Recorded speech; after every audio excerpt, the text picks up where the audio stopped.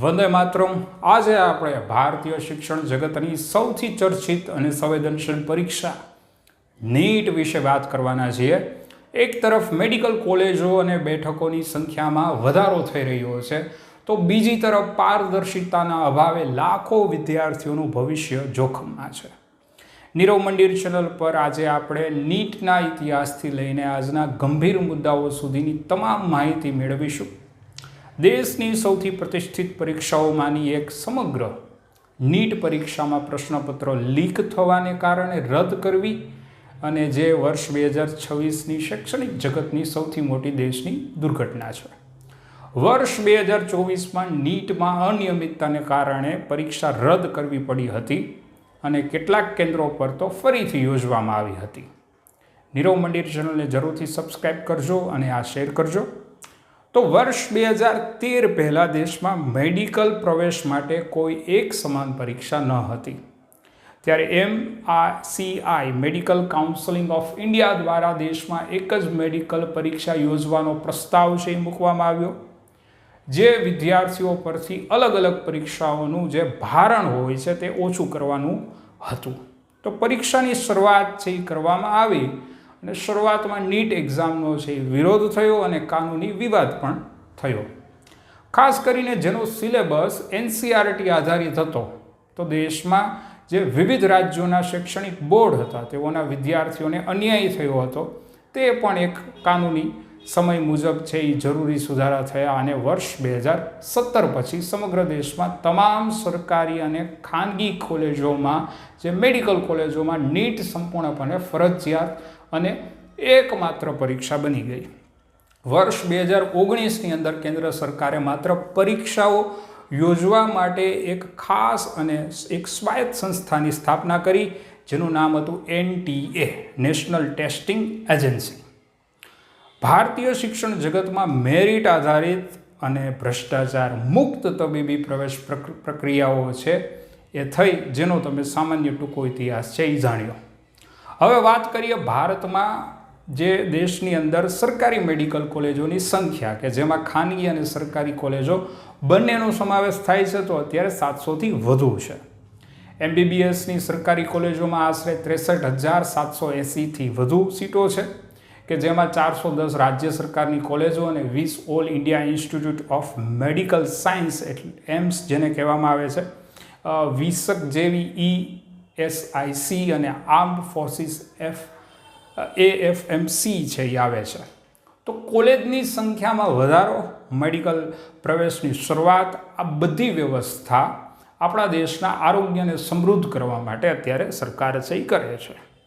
વર્ષ 2026-27ના કેન્દ્ર સરકારના બજેટ ઉપર જો આપણે ધ્યાન દઈએ તો આરોગ્ય અને પરિવાર કલ્યાણ મંત્રાલય આરોગ્ય ક્ષેત્રની અંદર છે એ 1,06,530 કરોડ 40 લાખ રૂપિયા છે એ આરોગ્ય ક્ષેત્રે છે એ દેશની અંદર બજેટમાં ફાળવવામાં આવ્યા છે।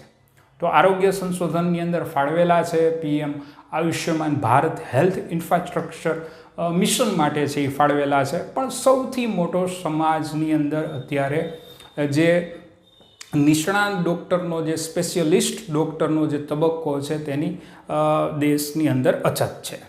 જે સરકારી અને ગ્રામ્ય વ્યવસ્થાઓની અંદર જે સામયિક જે આરોગ્ય કેન્દ્ર જોડાયેલા છે અથવા સરકાર છે, એ અછતને પહોંચી વળવા માટે છેલ્લા કેટલાય વર્ષોથી દેશની અંદર મેડિકલ કોલેજોની સંખ્યામાં ઝડપથી સીટની અંદર અને કોલેજની અંદર વધારો કરી રહી છે।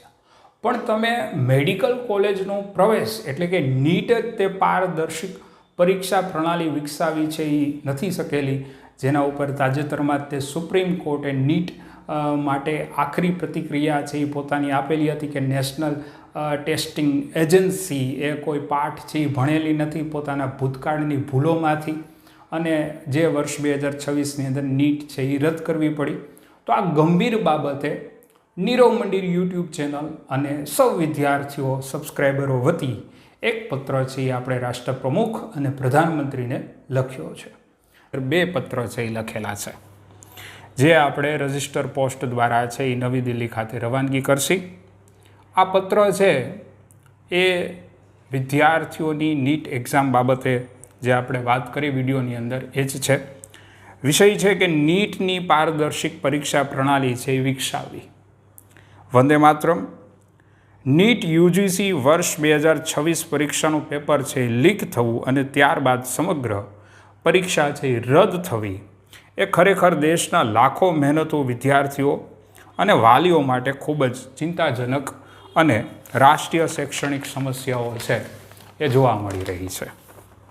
ભવિષ્યમાં આવી રીતે એક્ઝામ ન થાય અને સિસ્ટમની પારદર્શિકતા જળવાય એ નૈતિક કર્તવ્યની જરૂર છે.